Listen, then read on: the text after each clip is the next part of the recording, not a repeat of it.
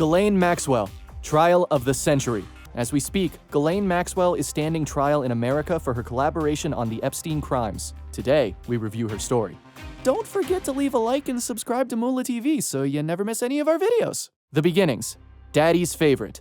Ghislaine Maxwell was born in 1961 in Maisons-Laffitte, France, the ninth and youngest child of Elizabeth, a French-born scholar, and Robert Maxwell, a Czech-born British media proprietor. Throughout childhood, Ghislaine resided with her family in Oxford at Hennington Hill Hall, a 53-room mansion where the offices of Pergamon Press, a publishing company run by Robert Maxwell, were also located. Maxwell had a close relationship with her father and was widely credited with being her father's favorite. According to sources, Maxwell has recalled that her father did not permit Ghislaine to bring her boyfriends home or to be seen with them publicly after she started attending Oxford University. Robert Maxwell is, by all accounts, a whole jack-in-the-box of seediness and corruption all by himself, something that would inevitably reflect across his daughter's career.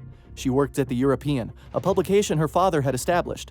In 1986, Robert invited her to the christening in her honor of his new yacht, the Lady Ghislaine. Maxwell spent a large amount of time in the late 1980s aboard the boat with her name, equipped with a jacuzzi, sauna, gym, and disco. It certainly doesn't hurt to be daddy's favorite when he's a millionaire. Well, until it does. The Sunday Times reported that Maxwell flew to New York on the 5th of November 1990 to deliver an envelope on her father's behalf that, unknown to her, was part of a plot initiated by her father to steal $200 million from Berlitz shareholders. After Maxwell's father purchased the New York Daily News in January of 1991, he sent her to New York City to act as his emissary, which very likely started her love affair with the city and its socialites. In November of 1991, Robert Maxwell's body was found floating in the sea near the Canary Islands and the Lady Ghislaine. Soon afterwards, Ghislaine flew to Tenerife, where the yacht was berthed, to attend his business paperwork. Ghislaine attended her father's funeral in Jerusalem alongside Israeli intelligence figures, President Chaim Herzog and Prime Minister Yitzhak Shamir, who gave his eulogy. Although a verdict of death by accidental drowning was recorded, Maxwell has since said she believes her father was murdered. Does ring a bell, doesn't it? After his death,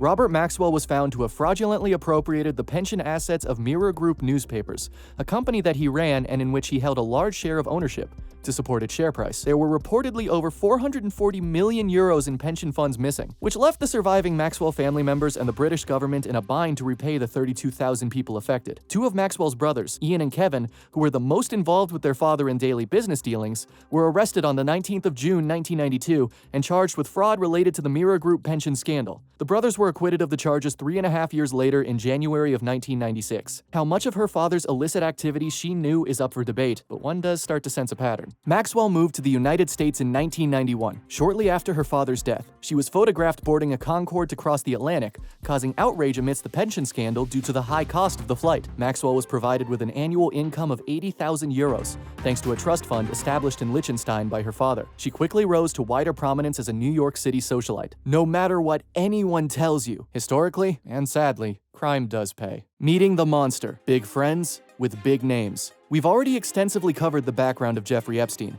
his rise to power, and the dark inclinations and satisfactions that were his other business. You can learn about that in the link in the description. But now, we focus our attention on who was, seemingly, his accomplice and partner in crime for a good chunk of all those years. Although, even the exact nature of that relationship remains an unresolved mystery, much like everything involving Epstein's true life. Accounts differ on when Maxwell first met Epstein. According to his former business partner Stephen Hoffenberg, Robert Maxwell introduced his daughter to Epstein in the late 1980s. She would have been as young as her mid-20s at the time. Maxwell had a romantic relationship with Epstein for several years in the early 1990s and remained closely associated with him for more than 25 years until his death in 2019. In a 2009 disposition, several of Epstein's household employees testified that Epstein referred to her as his main girlfriend, who also hired, fired, and supervised his staff, starting around 1992. She has also been referred to as the Lady of the House by Epstein's staff and his aggressive assistant. More on exactly how that term falls short later. In a 2003 Vanity Fair profile on Epstein, author Vicky Ward said Epstein referred to Maxwell as "my best friend." Ward also observed that Maxwell seemed to organize much of his life. By all accounts, intents and purposes,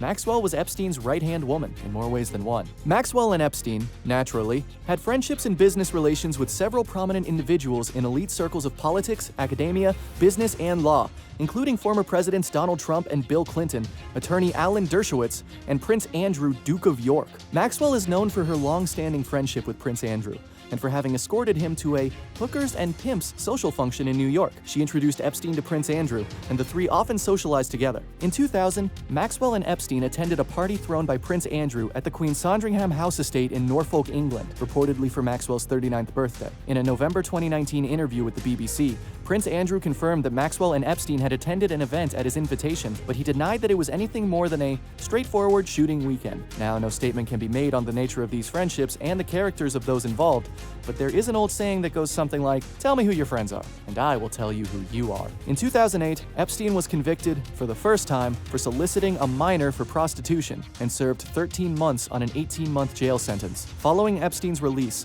although Maxwell continued to attend prominent social functions, she and Epstein were no longer seen together publicly. By late 2015, Maxwell had largely retreated from attending social functions. She had managed to retreat from the public eye successfully, at least until 2019, when the proverbial cat would come leaping and screaming out of the bag. The trial of the century. The trial. Ghislaine Maxwell's trial started in November and lasted for over a month. The defense called only 8 witnesses on Thursday and Friday before resting its case, whereas prosecutors called 24 witnesses in 10 days, including the 4 victims listed in the indictment against Maxwell, who were as young as 14 when Epstein molested them. 2 accusers testified under the pseudonyms Jane and Kate. A third, Carolyn, used her first name, and the last, Annie Farmer, was identified by her full name. The women described Maxwell as the financier's chief accomplice, who recruited them into his teenage sex ring, groomed them, and facilitated the abuse at his homes around the world. The trial shed new light on the bond between Epstein and Maxwell, the life of luxury they enjoyed, while allegedly abusing girls from broken homes or whose families struggled financially, and the supposed code of silence they imposed on their employees. Miss Maxwell, now 59 years old, has pleaded not guilty. Her lawyers have argued that she is a scapegoat for Epstein, who died in his jail cell in August of 2019. About a month after his indictment on sex trafficking charges. The New York City medical examiner ruled his death a suicide. Miss Maxwell faces 6 criminal counts, one of which, sex trafficking of minors, carries a maximum sentence of 40 years in prison. What follows is a series of the most crucial testimonies that were revealed during the trial. The victims. Jane. The first victim to testify, Jane, said that when Epstein and Maxwell began abusing her, when she was only 14 in 1994, Maxwell seemed very casual and like it was very normal and not a big deal. Jane claims Maxwell and Epstein recruited her when she was attending the prestigious Interlochen summer camp, where Epstein was a donor and had use of a scholarship lodge when he visited the Michigan school every year. Jane told jurors she had just lost her father to cancer and was living with her mother and siblings in a family friend's pool house. According to Jane, Epstein paid for her voice lessons, private school in New York, and other bills her mother couldn't afford. Kate, the 44-year-old British woman, testified that Maxwell began grooming her when she was 17 in 1994. Kate met Maxwell during a trip to Paris with her boyfriend, who was an Oxford classmate of the socialite. Maxwell, who was in her 30s, invited Kate to tea at her London townhouse weeks later. "I was quite excited to be friends with her," Kate testified, adding, "I felt that I had found a new connection that could be really meaningful to me." But that friendship turned dark. Kate testified after Maxwell introduced her to Epstein and urged her to give him messages that quickly turned sexual.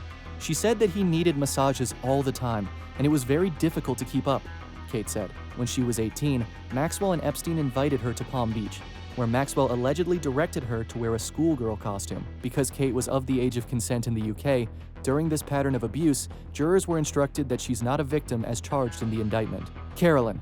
The Florida woman told jurors that she was molested by Epstein from the age of 14 to 18, when she became too old for the sex predator, who eventually asked her if she had any younger friends. Carolyn testified that from 2001 to 2004, Maxwell would help schedule her massage sessions and greet her in the kitchen when she showed up. She would just let me know that Mr. Epstein would be back, he was on a jog, or he'd be back any moment, Carolyn said. I could go upstairs and set up. Carolyn said she confided in Epstein and Maxwell about trauma in her past. Her grandfather raped her and had molested her starting when she was 4, and her mother was addicted to drugs and alcohol. She added that the couple knew her age because when they invited her to visit Epstein's U.S. Virgin Islands compound, she told Maxwell that I was too young, and there is no way in hell that my mom is going to let me leave the country. Despite this, Carolyn claims, Maxwell continued booking the massage sessions and even groped her one day when she was setting up the massage table. Juan. In some of the trial's most explosive testimony, Epstein's former Palm Beach butler Juan Alessi described how his responsibilities included cleaning up the financier's massage rooms, rinsing off sex toys and restocking them in Maxwell's bathroom closet, which also held pornographic tapes and a black vinyl or leather black costume. He also stocked Epstein's vehicles with $100 bills. Victims, including Carolyn, testified that Epstein paid her cash in that denomination. He also detailed how Maxwell ordered him and other staff to follow a 58-page household manual with a seemingly endless checklist of tasks at Epstein's Florida mansion, including ensuring a gun was placed in the bedside table of the master bedroom. The booklet contained directives such as, remember that you see nothing, hear nothing, say nothing, except to answer a question directed at you.